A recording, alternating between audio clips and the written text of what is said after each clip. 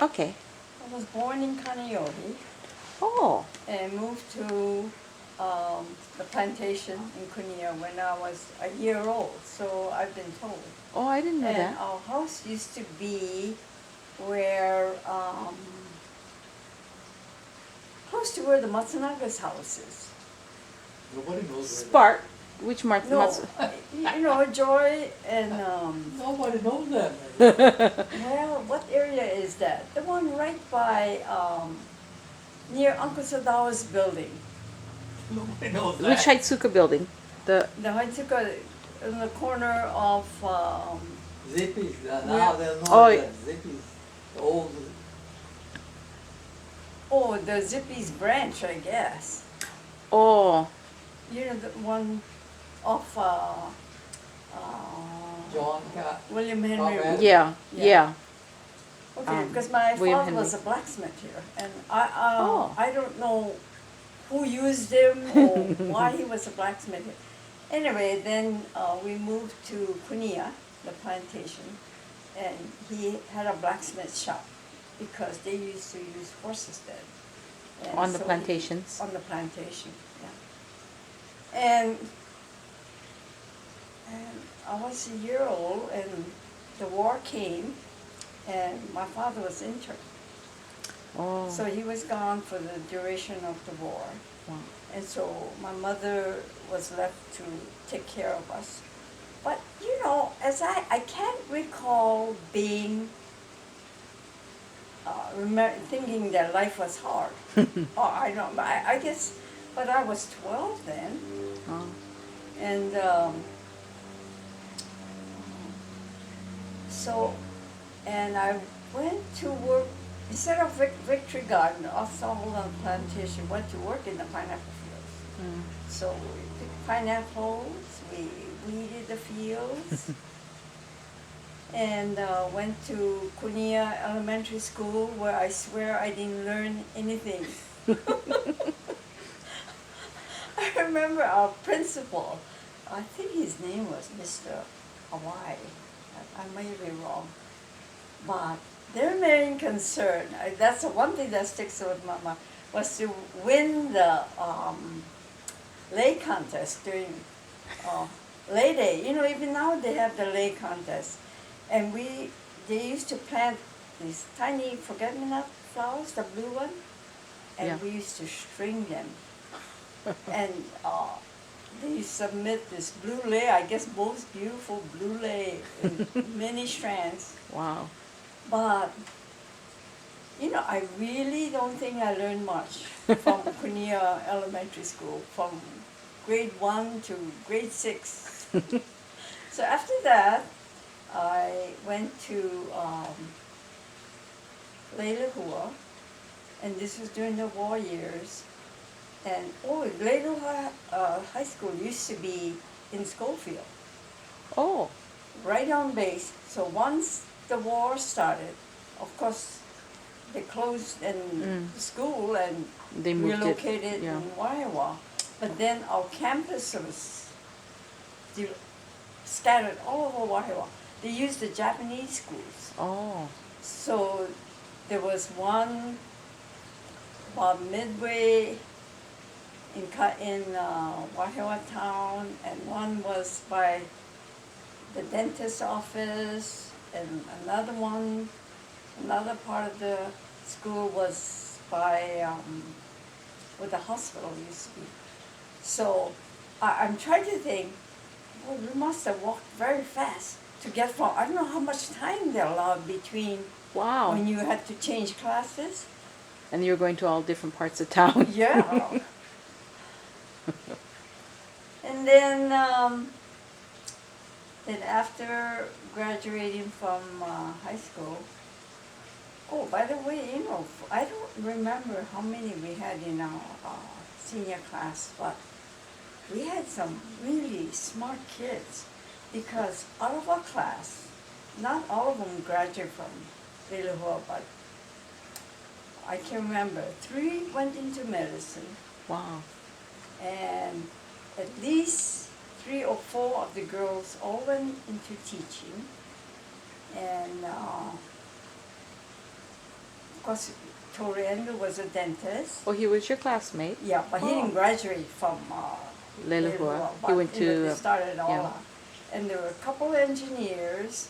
So Wow. actually, when I think back, we had a lot of kids that eventually went into different professional professions. fields. That's very Of course, they didn't, as I say, all graduated from Lelehua, but still, Mhm.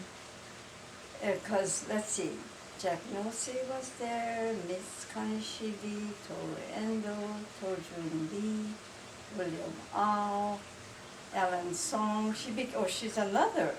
She became a doctor. Wow. So, not I think that's pretty impressive. For, Yeah. You know. And for such a Winfred small. Lee, he was, you know, Oh. earlier class, but some of them, of course, went to Punahou and graduated from there. Then after graduated, of course, we had to decide what we're going to do. And I didn't want to go into teaching. And my sister-in-law, my brother's wife, was a nurse at St. Francis. So I kind of decided, well, maybe I should go in there. And my mother really objected because she used to, in those days, nursing was considered, you know, you have to empty bedpans, and she didn't like that idea. So she told me she's not agreeing to my going to nursing school, but she said, okay, if you do go, she said, you can't quit. You can't start something and quit. If you go into nursing, you're going to have to finish. So even if I didn't like it, I had to finish it.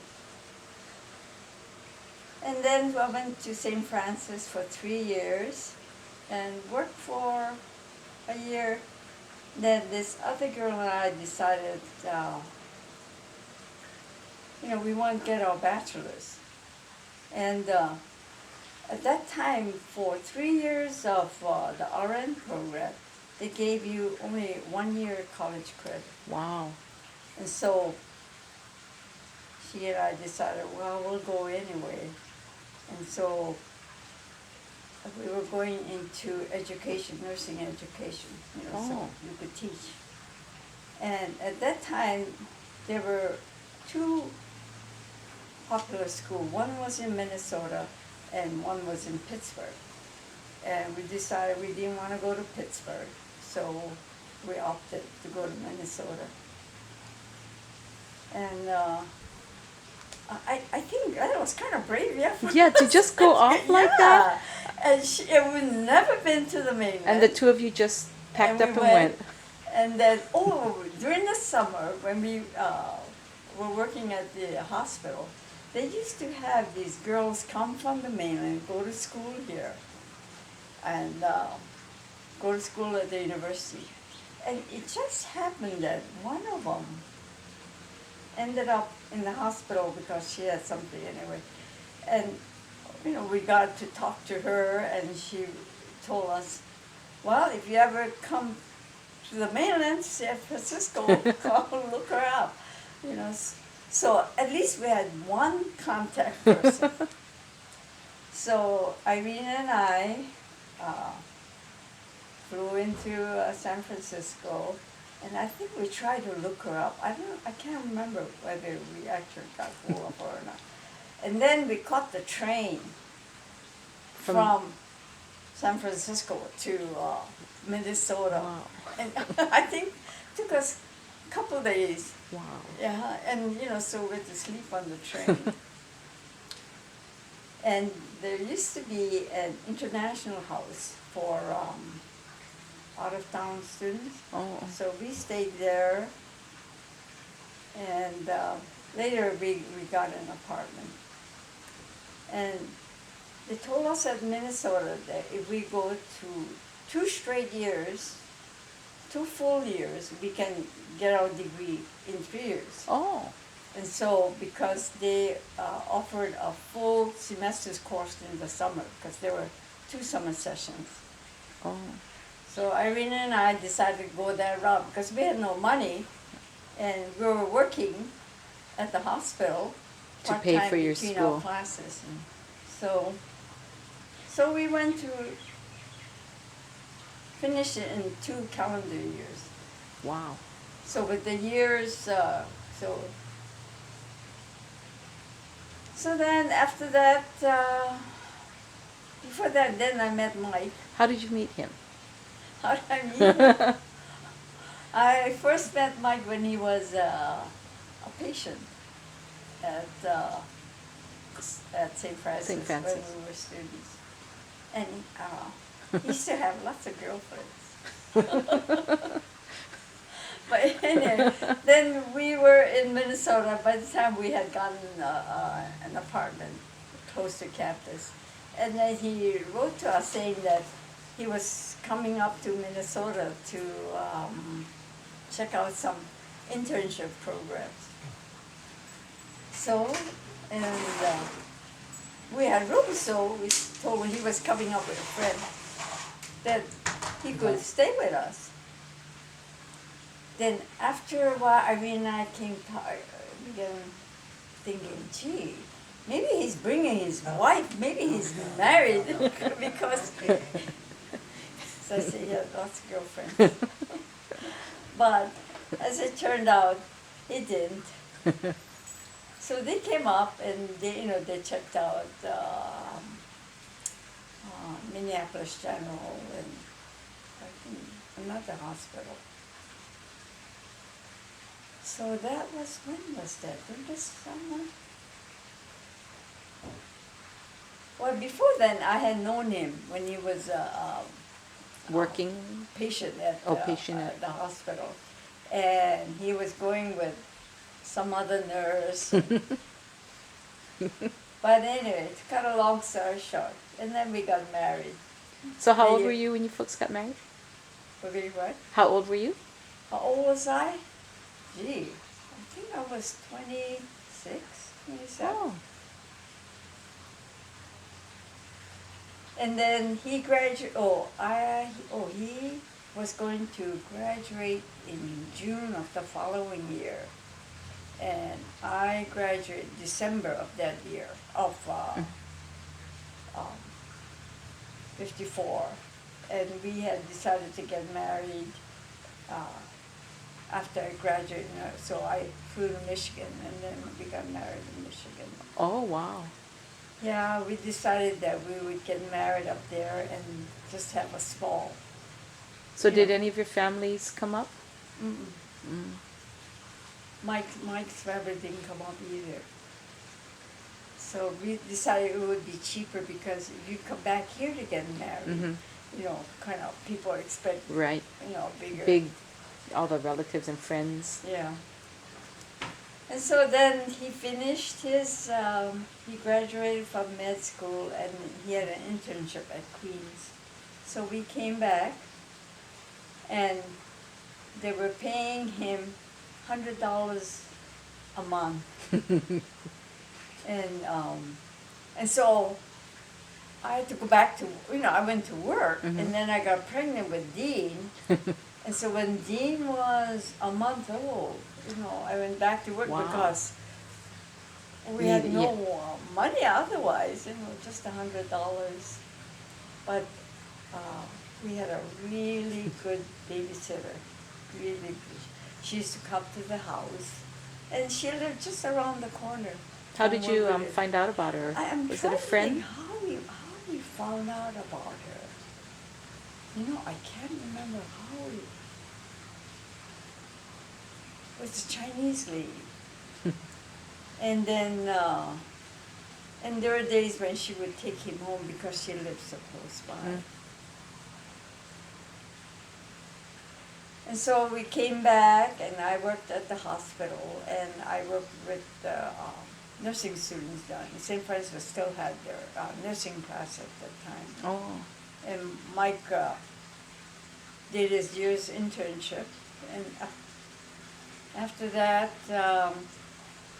he applied to Mayo's, got in, so we went to Mayo's. Let's see, Dean was 15 months old, a year old. Wow. And I was pregnant with Mark. I was like your mother. Yeah.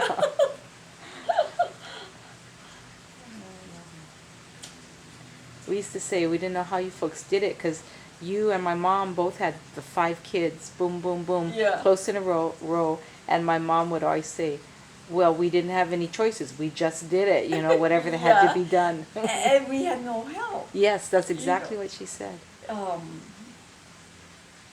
He said, shall we have your mother come? I said, no, she won't travel, especially she's first generation Mhm. Japanese, right? And so, Auntie Helen came up to help. Oh. Yeah, they were in Illinois. Oh. Uncle Wayne, I think, was going to school at University of Illinois in Champaign. Wow. So she came to help, which was nice, but my memory of the time she was there is very, very, it's terrible. And then, let's see, after his internship, then we went to Mills for, actually it was an internal medicine fellowship.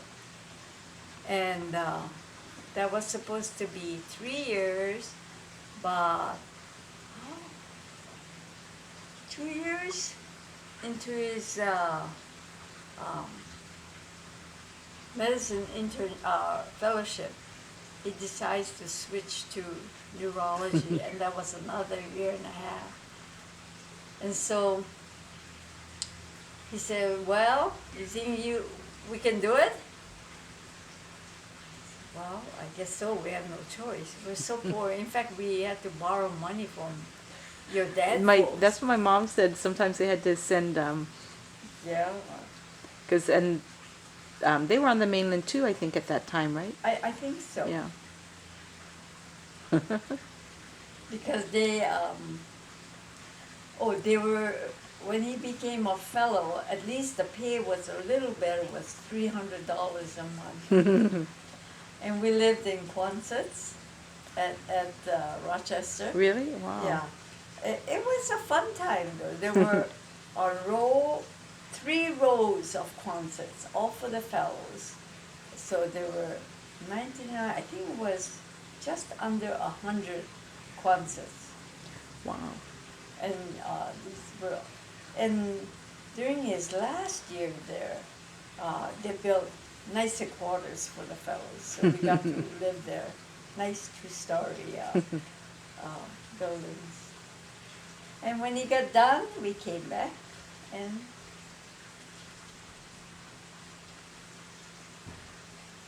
that's when he said he was thinking of going into private practice, but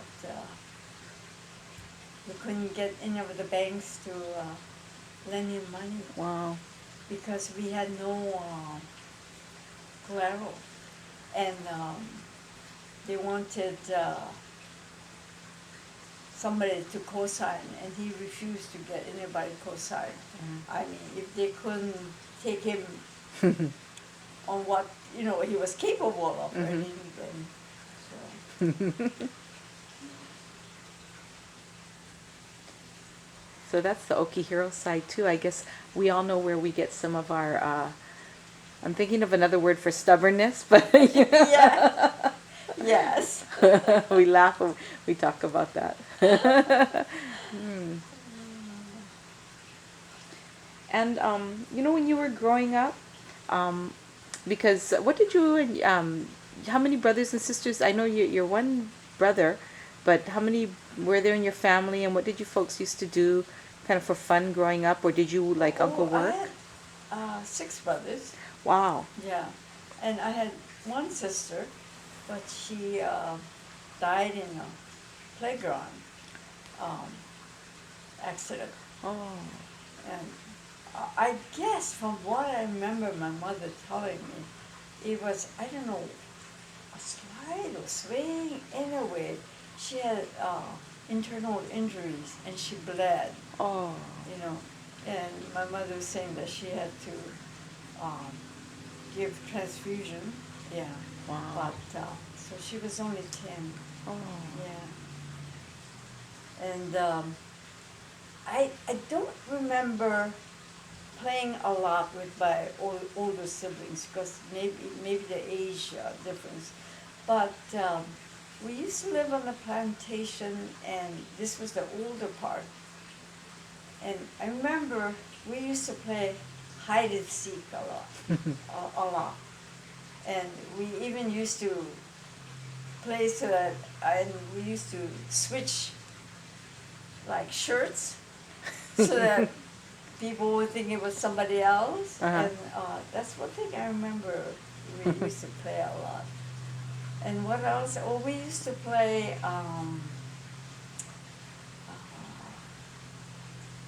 I don't know. Have you seen that book that Mr. Kaizawa wrote about the old time games we used to play? No. Like we used to play. I think we used to call it peewee. You know the broomstick. Uh-huh. They would cut. The handle. No, the what do you call that? The peg slant, and then you put it in the ground, and then you had one stick anyway, and you would hit this peg, and when it flew up in the air, you would try and hit it. That games, and we used to play marbles, and what else we used to do? And there used to be this one of the mothers, and around Halloween time, she would tell us really scary stories. She would get us together, and there used to be kind of like an open field, and we would all sit around, and she would tell us these really scary stories during Halloween. And of course, Christmas, we had no money, so the only presents we got were from the plantation. So they used to have a big company party, and they gave each one of the children a present and a bag full of apples and oranges. That's most like, that's about it. What would you like to say to the younger ones growing up, or what would be some of the biggest differences you see the way today's kids are growing up, and besides the technology, I mean, that's kind of... Well, of course, the children now have much more than what we have, and I think it's partly, let's say, they're a little more spoiled than we were, and I think it's partly our fault because we grew up with nothing. Mm-hmm. You know, we want to give our children what we couldn't have. Mm-hmm. But sometimes I think it's not too good to go too overboard, that some things they really should work for. Yeah.